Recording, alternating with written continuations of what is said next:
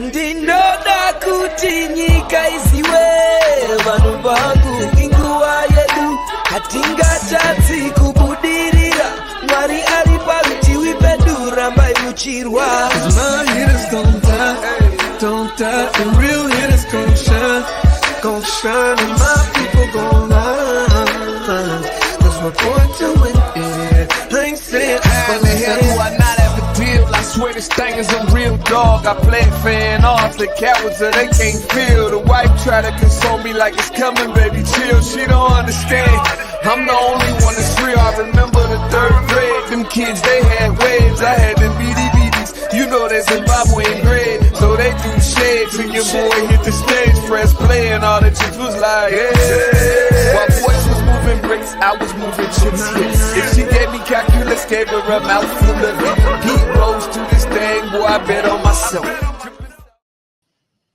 Hello, everyone. Grand Rising. Welcome to the day with Trae. I'm your host, Trae Holiday. We got a terrific episode for y'all this Thursday. I'm excited to have my guests in the building.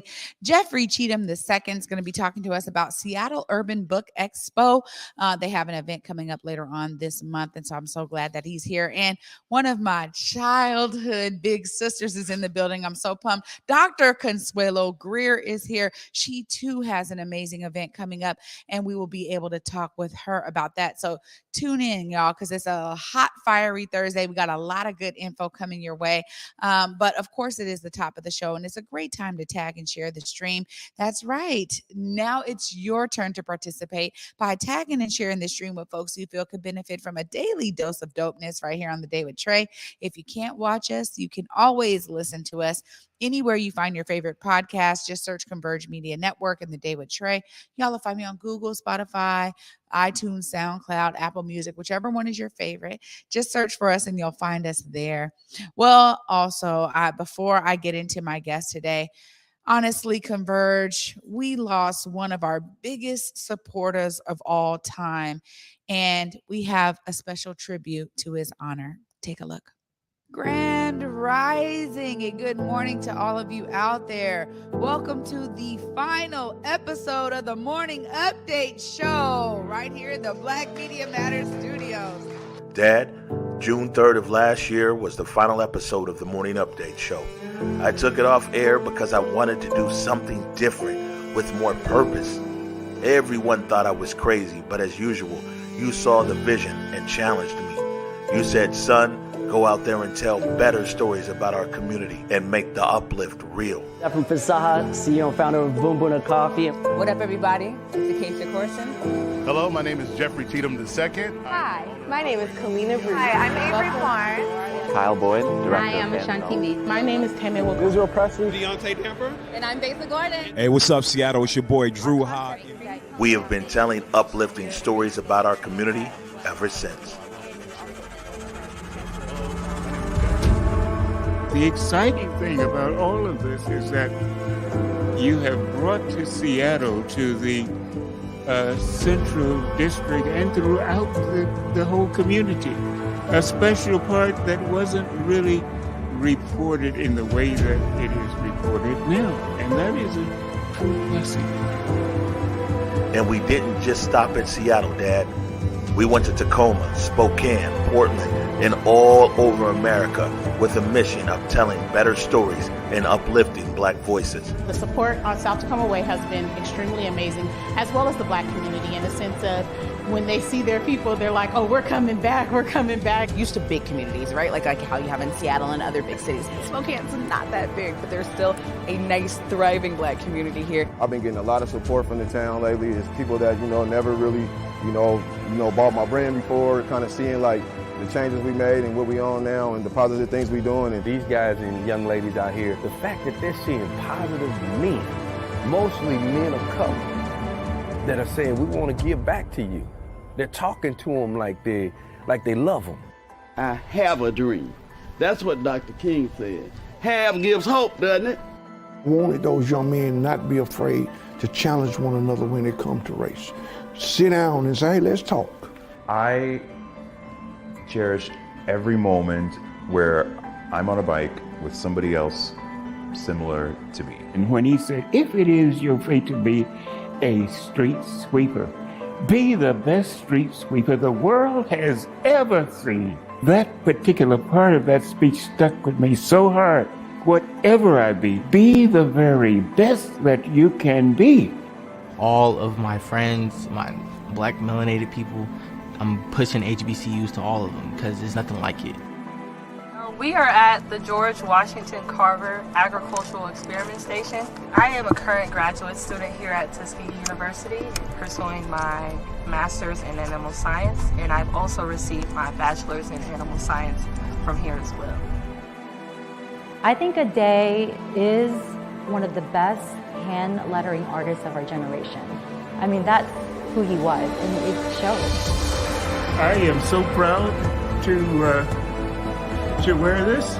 You guys have done a magnificent job, and I hope you continue to do that. The story before you, the story behind you, and the story coming around the corner. You told me to always give voice to those most unheard and to shine a light on issues impacting our youth. To keep our commitment to young people who are striving to be the best and brightest of our future. And that even in death, to bring a sense of dignity and caring to our beloved community members that we've lost far too soon. You can't change your destination overnight, but you can change the direction. So keep going, all right? In 2020, Converge became an internationally known media outlet, broadcasting live with mobile phones, hit by tear gas, hit by pepper spray, on the front lines of the protests following George Floyd's murder. I think they have certainly shown us all a path forward to tell us a story that's not about you, but about us. Please allow me to humbly present the Natus Northwest Board of Governors Award, our chapter's highest honor to Converge Media. Converge Media accepts this prestigious award tonight on behalf of those whose stories we have had the honor to uplift. And until 11 a.m. Monday on The Day with Trae. Peace. Well, Dad, this is my report card to you. Over the last 11 months, we've done our level best to tell better stories about black people all over this country. Thank you for believing in me and in Converge and what is possible. And don't worry, sir, we ain't stopping. We're just getting started. And most importantly, I will never forget to do justice, love mercy, and walk humbly. I love you, Dad.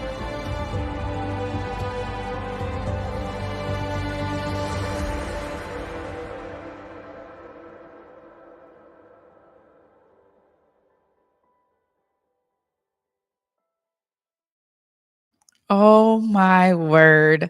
I am overjoyed at the fact that we were able to turn it up a notch to really understand the words of wisdom from our number one supporter. You will always be loved here. And Omari is absolutely right. We will continue to tell these stories because we know Black media matters. After this break, y'all, I get a chance to check in with Jeffrey Cheatham II. Let me gather myself and gather my thoughts after that brilliance right there. Thank you so much to the Converge team for putting that together in such a beautiful, beautiful way. What an amazing tribute. Stay tuned, y'all. You're watching The Day with Trae.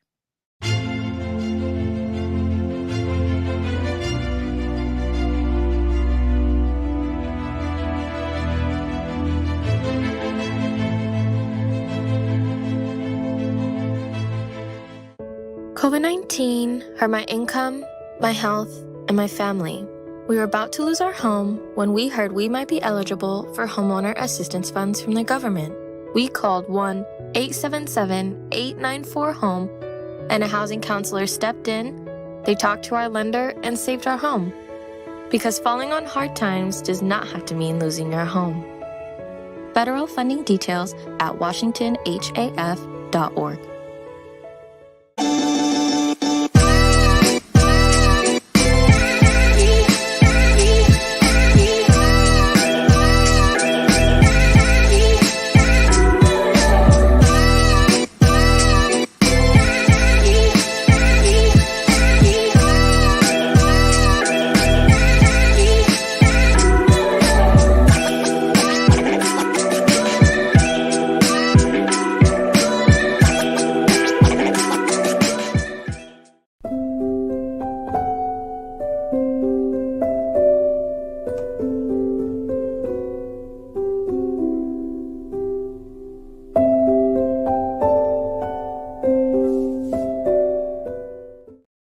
Oh, I did not gather myself well enough, but that's all right. Welcome back to the Day with Trae. I'm your host, Trae Holiday. And joining me right now, I know after that amazing opening, is Jeffrey Cheatham II.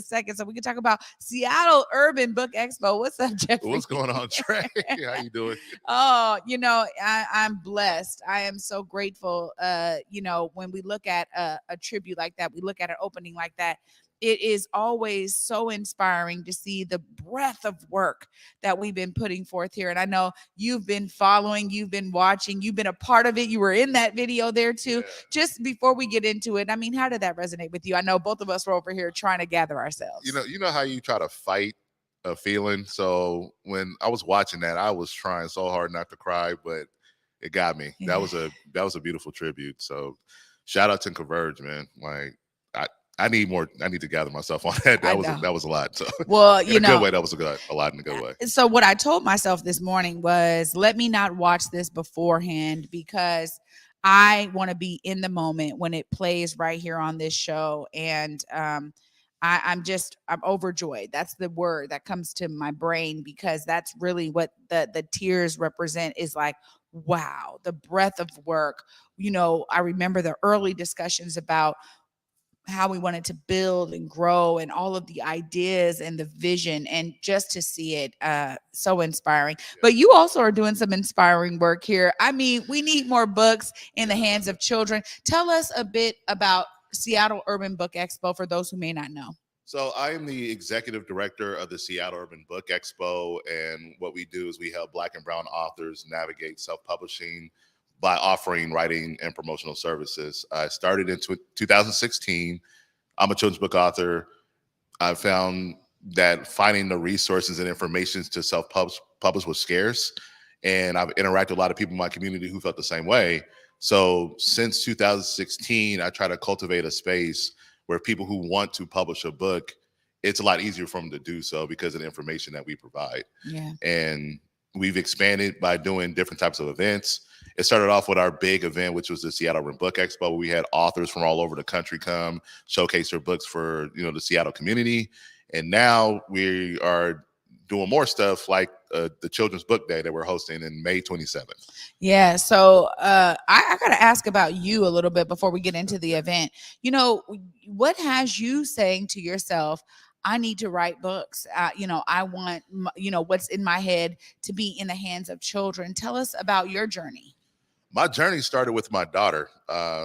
Back in 2012, my daughter was 4 years old. She wanted a dinosaur book. So I was like, okay, cool. Try to get some cool dad points.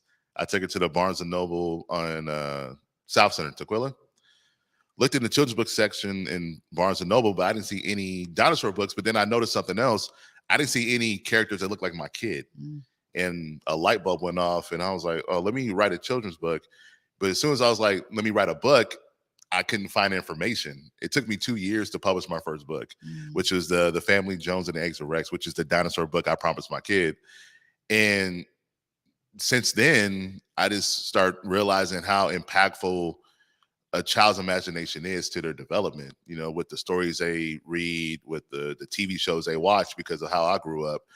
Growing up watching Power Rangers, I always thought I was a ninja. Everybody, I thought I was Zach, like all black boys did. We thought it was Zach or Jason or something, or Tommy.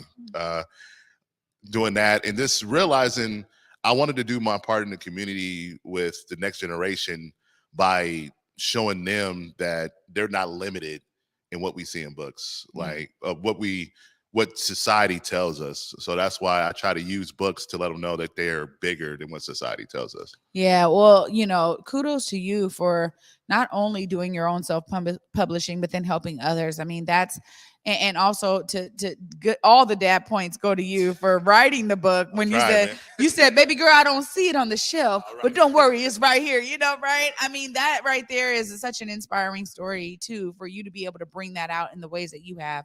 But when you think about the growth of Seattle Urban Book Expo, now it's been some years. I mean, y'all been, plugging away at this. Tell us about the excitement that you've experienced over the growth of the years and people getting to know who Seattle Urban Book Expo is even more now. I'm still trying to grasp it, because it seems like every single day I meet someone else that's like, hey, I've been having an idea about this book.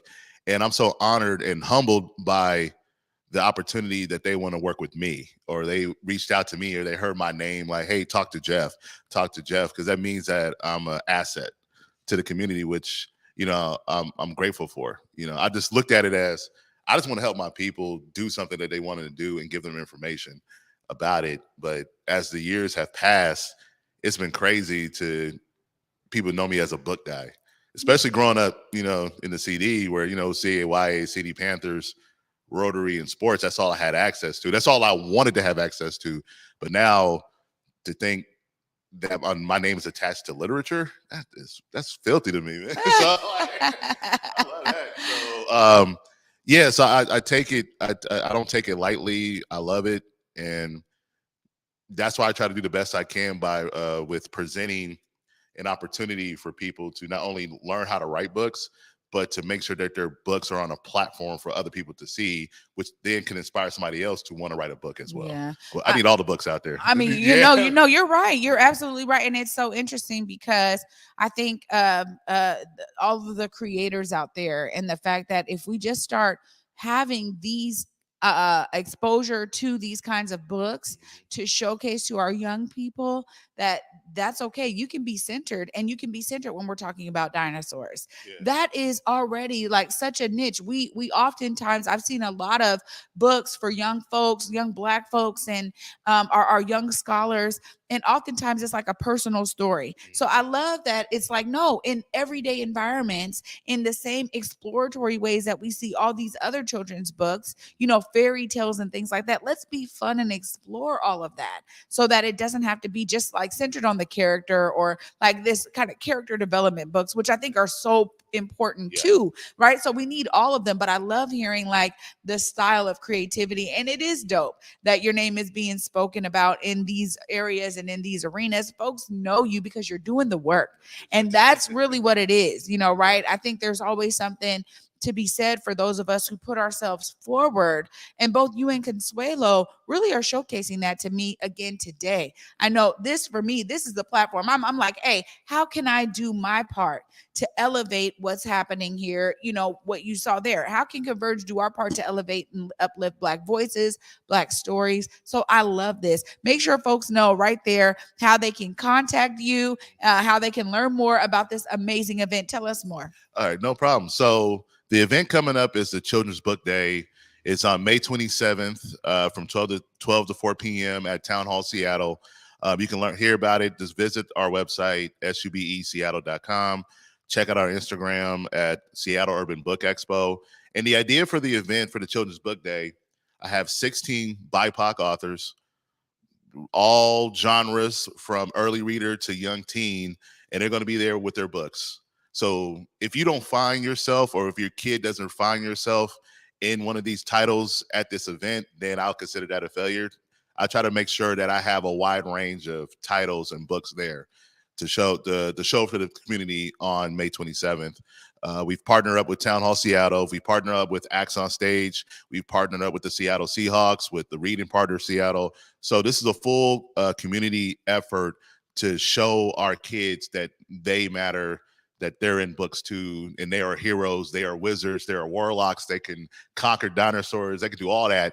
And that's what this event on May 27th is all about, for our kids to see themselves in great literary titles. This is what I'm talking about, Jeffrey. I definitely will be earmarking this on my calendar, because I have a 9-year-old who we need a whole new set of books. You know, he just finished a whole set. It was like an 8-part series, and he was into it. So I'm like, yeah, we might need to be there. And so this is a place where, this is where folks can actually buy books and support the authors as well. This is amazing.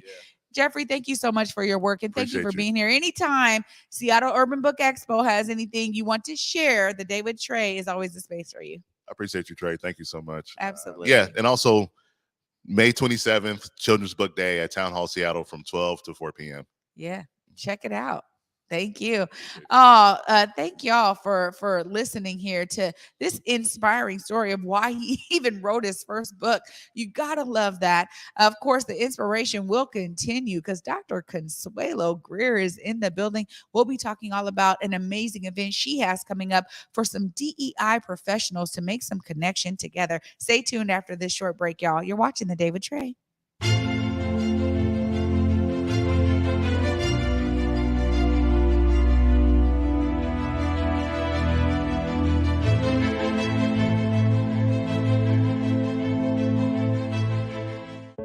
COVID-19 hurt my income, my health, and my family. We were about to lose our home when we heard we might be eligible for homeowner assistance funds from the government.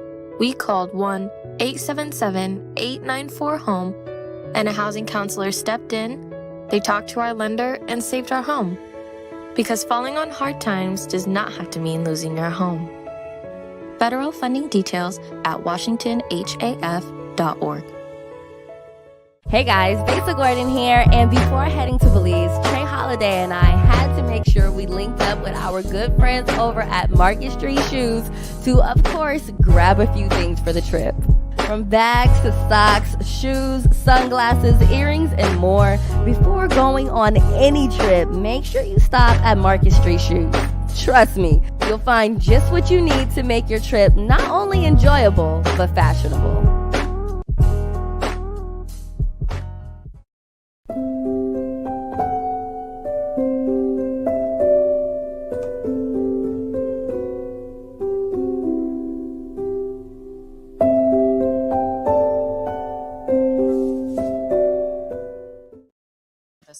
Oh, welcome back. Look, we're all into the commercials. Welcome back onto The Day with Trae. I'm your host, Trae Holiday. Joining me right now, Dr. Consuelo Greer is in the building with the Equity Diversity Officer Collective. What's up? Hey, thank you so much for having me. I'm so happy to be here. Yeah, well, I mean, I'm so happy to have you here. First off, y'all don't even know. I love what you said because we were in a meeting the other day. She said, we go back before training bras. Yes. And I thought, woo-wee, yes. Ain't that a time? Yes. And it's so true. But you have been really pioneering some things here when it comes to diversity, equity, inclusion, and really the role that so many professionals in that space, how they are impacted. I want to hear about your personal experience that got you to say, we need something like this to really fill a void I'm seeing. Tell us more. Yeah, absolutely. So, I've been doing this work for more than 20 years at this point, and I know I'm dating myself when I say that, but I've been doing this work for more than 20 years at this point, and it's hard. When you work in a dedicated equity, inclusion, diversity, anti-racist role, you're already saying things within institutional structures that people don't want to hear because they've gotten really, really comfortable with working within the status quo. The work is hard. And as I was sharing earlier with Jeffrey, is that not only that, but when you're a person of color and you work in this space, every day when you step in to do this work, you're stepping into trauma. You're potentially re-traumatizing yourself every day. You often don't have the resources, the support, the personnel that you need to be able to do the work, and people get burnt out. And ever since 2020, the expansion of people's awareness, those of us who have been living in these bodies and this skin for all of this time, though we were already aware of what the challenges were. But as corporations and entities and institutions decided that they were going to make anti-racist statements and hire chief diversity officers and others to do the work of dismantling the systems that they have held up and perpetuated for all of these years, people have been tapped to do the work who, one, may not have the expertise, whether it's the lived experience or the learned experience, to be able to actually do it in a strategic and sustained manner. People have also been tapped to do this work without giving the resources, the autonomy, the authority to be able to do the work and make sustained changes, and they're exhausted. And with that, I woke up and it had been on my heart just how tired I was hearing my colleagues were. And I count myself fortunate. I have an amazing community of other folks who do this work, who I have all over the country that I can send out a text, send out the bat signal at any given point, and they will give input, advice, support. But not everybody who does this work has that and often work in silos. And I woke up and I called my good friend and mentor, Veronica Very, Yeah. who you know well. Yeah, absolutely. And I said, I need to talk to you now. I have something on my heart. And I don't know what she had planned for her day, but I know that the day was magically cleared for me. And we met at the WOW Gallery in Pacific Place. And I told her what was on my heart, and that I felt like folks who work in this space really need to have a collective where they can come together and to lead with healing. We often lead with professional development as if our professional lives are the thing that we should be leading with, and we need to be leading with heart and community. And I wanted to lead with healing. I wanted to support mentorship, and I wanted to think through community accountability. Oh, wow. Well, I gotta tell you, this is for me, it's spot on, and it is right on time. I think back to some of my experiences at the time. It was just DI, diversity and inclusion, and it was hitting the airwaves. Yes. Like everyone, it was such a buzz word with these kind of performative actions behind it. And the minute you get hired on in a predominantly white environment, they want you to be a part of this team of diversity and inclusion. And I was like, what does that even mean? What are we even talking about? Because again, when you experience performative action for generations, I mean, we don't expect y'all to really be serious about these changes. Right. So there's so much there in terms of the need for what a lot of these professionals in this space, anti-racist work, you just said it, we're talking about equity work, diversity, all of these things, they need to be able to connect together. And so you came up with the Equity Diversity Officer Collective. Yes. And this is that space that you're talking about in terms of leading with healing. Tell us more about that. Yeah, absolutely. So the 3 pillars for the collective are healing, mentorship, and accountability. And healing, I've talked a little bit about. Mentorship is really because there's a lot of folks who are young in the field, right? They may have been doing other work. They may be new professionals, newly minted professionals. And I think that can be a little bit scary because you're still trying to find your voice. You're being looked to as a leader. Sometimes you're not being valued as a leader. Like, how do you navigate this terrain? And so really, because I've been doing it so long, and I am grateful to my grandmothers and my mother because I walk with a spirit of fearlessness. And so when I'm doing the work, I'm not operating from a place of fear, right? I'm always thinking about my community and what it needs. How do I help other people to get to that place and to find the words that they need? So thinking through mentorship, and not just from me, but from others who are doing the work and doing really good work, right? You may not have the connections. How do I leverage the amazing network of folks that I have to be able to help support others who are doing this work? And then the final thing is accountability. And I'll tell you a very brief story about that. I was at a conference for diversity officers in higher education, and I was hearing these stories over and over about what people wanted to say, but didn't say because they had a mortgage to pay. They needed to pay their bills. They didn't want to lose their jobs. And those are real concerns. I will not undervalue those. But what does that do to the work when we can't say the things that need to be said because we are in a space of fear? What does it do to the work and to the community that's calling on us and counting on us to stand up for them, to advocate, to change policies and procedures and provide support when we don't even know how to do that? We don't have the expertise. Where is that accountability? And not accountability from a punitive standpoint, right? This is not about cancel culture. It is about how do we have accountability and love? I sat with my mentor the other day and I talked about a situation and the way that I responded. And he listened. And then he said, you know what, next time think about doing it this way. And it was a self-check, right? Yeah. It was that accountability piece. It was that accountability in love and in relationship that you can do when you're in community. Yeah. So those are the 3 areas that I really wanted to focus and bring people together to provide them those necessary tools, the necessary support, and the necessary community to be able to sustain ourselves while we are also trying to uplift and support a community. Well, this is so key. And I'll say too, because you talked about it earlier, the silos, it's real, right? And we understand too that a lot of institutions and in corporate space, a lot of these spaces who are hiring these officers really are saying, let's just do something to show that we're doing something about it so they can leave us alone. But really, we don't want you to do so much. So in and of itself, they've created a siphoned environment for that person to step into this space, because now everyone knows you're coming to kind of correct what's going on here. And there's so many people that are comfortable with where it is. So there's so much to address in this space. And it's been interesting to understand how people question this type of work, you know, when it comes to actually dismantling ideas and processes and strategies that cause harm and cause more disparity. It's like, well, why do we have to do that? But you'd be willing to do any other type of work, but why do we have to do this? Or why do we have to lead with race? Or why? There's all these questions about it. And so I think that this is such a necessary collective that you are really building. So y'all are having your launch. Tell us more about the launch that's happening later this month. This is definitely feeling like a labor of love, and that I am birthing this baby that I've been trying to get out, because I have been trying to get this going for about a year now, but you know, in addition to all the other things in life. So I'm really excited that May 17th we'll be launching the Equity and Diversity Officer Collective at the WOW Gallery with a healing and learning summit. And so we will start with our first cohort. The model is that you come in with a cohort. So you have a built-in community as you're moving along. There will be cohort calls throughout the year. And for folks who decide to register and sign up to be part of the collective, they will also get quarterly coaching. So that way there's that built-in checkpoint and support throughout the year. Unlike many events where you go and you kind of learn something and then you're on your own until the next one, we really want people to stay connected. So we're having our launch event. It's a full day.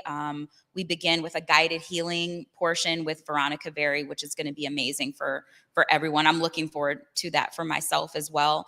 And then we will dive into discussions about mentorship and support and strategy, and end our day by talking about accountability, how we're accountable to one another, and creating those community connections. It's going to be a wonderful event. And, you know, once I catch my breath from this one, I'm hopeful to schedule the next one. All of our seats are filled for the event, which is a huge, huge blessing. I'm very excited that other people felt like they needed this as well, and that this would truly meet a need that they had.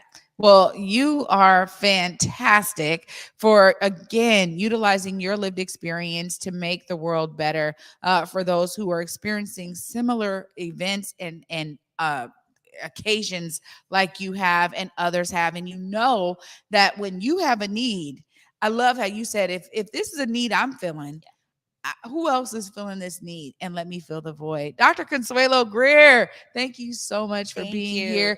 If folks want to follow up with the collective, look right there. Just let them know what's the website. How do they stay connected? Yeah, please do reach out. If you yourself are working in a dedicated diversity, equity, inclusion, anti-racism space, please do reach out.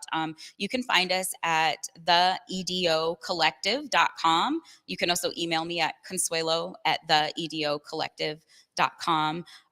We are definitely looking for people who want to join our next cohort and who want to be part of this. We are looking for corporate sponsors, those who have made those wonderful statements. We want you to put your money behind it and support your people that are doing this work. The main thing is that we need to support the people who are doing this work so that these efforts can be sustained and we can make good on the promises that we've made. So thank you so much. Dr. Greer. I love just being able to say Dr. Greer. Thank you so much. Anytime you have new information, as I shared with Jeffrey, this is a space for you to do that. Just to hit me up. We'll make sure it happens, because I believe in this work. I believe in the importance of it. And I just am so grateful that you stepped out and said, yeah, this labor of love, I've got to do this. And that you had the right people around you in your village to really lift you up as you led the charge on this. So thank you for everything you're doing and bringing this out. And anytime you want to come, just let me know. Thank you so much. Thank you for having me here. There's amazing community out there of folks who are doing this work in our state and in the Pacific Northwest in general. And I'm super proud to call them community and family, and you as well. Thank you. You got it. You already know. Oh, y'all, what an amazing episode today. I know we went a little over, but I had to make sure we got all those amazing pieces. And I want to send a huge shout out to our Converge team again for that amazing tribute, for me to be connected to this work and to understand my own journey that got me here to Converge. I just give a huge thank you to Omari. I want to thank you from the bottom of my heart, because you understood my vision and you said, look, I know that we can make it happen. And I'm just so grateful that now I have my own daily talk show, because you and I helped ideate and do this work. And really, it is about uplifting Black stories, because we know Black media matters. But also a huge shout out to my guests this morning. I got to give it up to Jeffrey Cheatham II for Seattle Urban Book Expo. Make sure y'all check out the event that they have coming up later this month. Get those books in the hands of the children in your life.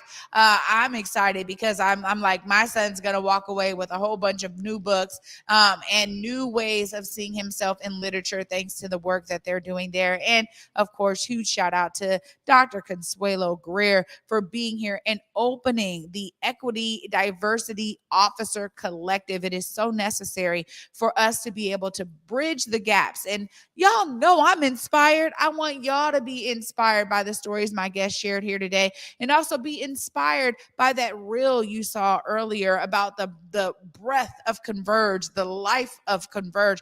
You know, it starts with ideas. And I'm telling you right now, when you enact on those ideas, when you activate your ideas, that's when now you're moving into mobilization. And that mobilization, you have no idea who it might inspire, how it might change a life, how it might fill a void or a gap, until you do it. So be inspired to see yourself as a part of the solution, as always, y'all. And for me, until tomorrow at 11 a.m., peace.